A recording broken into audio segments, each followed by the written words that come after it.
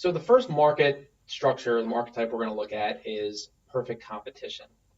And perfect competition is the assumption that we've been going on for a while. And that's a lot of buyers, a lot of sellers all competing with each other. So especially when we talk about equilibrium, that's what we talk about. So just so the characteristics of a firm in a perfectly competitive market, we have many firms, homogeneous product, right, which means that every single product is exactly the same. We have our free entry and exit, which does not necessarily mean that firms can, that doesn't cost anything. It just means that there's really nothing stopping firms from coming in. Sure, it may cost money, but the idea is with free entry and exit that there's enough people with the money to do it to make it worthwhile for them. So long run profits, because that is going to be equal to zero, we'll show that. Now, with perfect competition, the market sets the price, and each firm then takes it as given. Now, this profit maximization here, we're going to go through this. Profits are maximized in perfect competition where price, which is going to be equal to marginal revenue, equals marginal cost. So this is where profits are maximized. So examples of firms in a perfectly competitive market are going to be firms that produce white sugar, brown sugar, wheat, tomato plants, so forth. So you can see that it's a little bit tough to find ones that are going to fall into this, especially with a homogeneous product. So firms, in a perfectly competitive market, they have decisions that they can look at in the short run versus the long run. Again, the short run and long run differentiation has to do with fixed costs. Okay? So in the short run, there are fixed costs, in the long run, there are not. So in the short run, the firm needs to decide, okay, am I going to produce or should I shut down? The other decision is if they're going to produce, how much?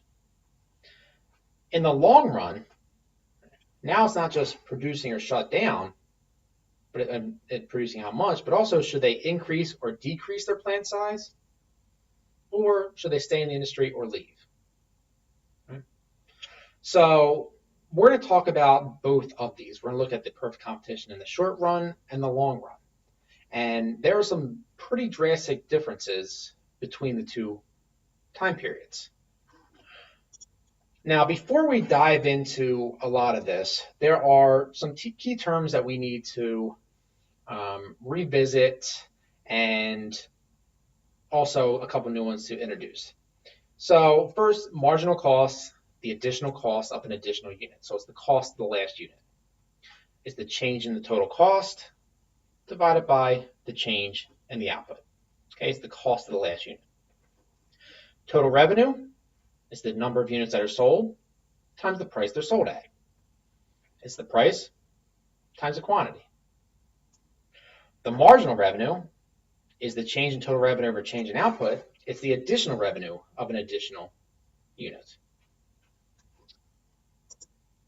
So a couple other key terms here. And actually, you know what? Let's no. So anyways, so the profit. So profit is the take-home portion of sales when all costs are removed. Okay, so we all know what profit is. It's your total revenue less your total cost. Now, one thing to keep in mind here is when we talk about this, we talk about this in terms of economic profit. Right? So remember, zero profit is not bad here. Zero profit just means that you are no better or worse off when factoring your full opportunity cost, which is the cost of your next best alternative. So going through here, profit, total revenue, minus total cost. Now your total revenue is price times quantity. Your total cost, now if we remember let me just go over here, your total cost, or sorry, your average cost equaled your total cost divided by the quantity. All right, so an average is the total divided by the quantity. And so by just cross multiplying here, you find that your total cost equals your average cost times the quantity.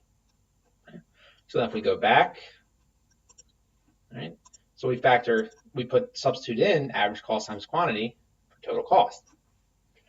And when we go back down to the next step, we just factor out the Q there. Ours are a little bit off there. We factor out the Q, so we have P times Q and average cost times Q. And so we just do quantity times price minus average cost. And so if you just multiply that out, it'll come the same. Now, let's focus on this for a second. So this is one equation for profit. Profit is quantity times price minus average cost. What is that saying? So what it's saying is price minus average cost. So price is what you receive for each unit. Average cost is on average what each unit costs you.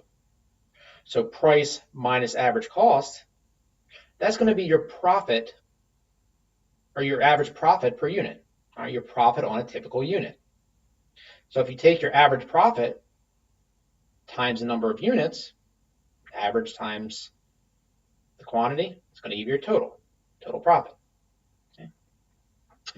So the one final step here, and this is one that's really, I'll explain why it's here in a little bit, but if you remember, average cost equals average variable cost plus average fixed cost.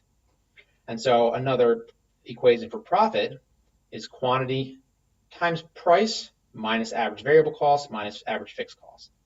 So just factoring that in there. Okay.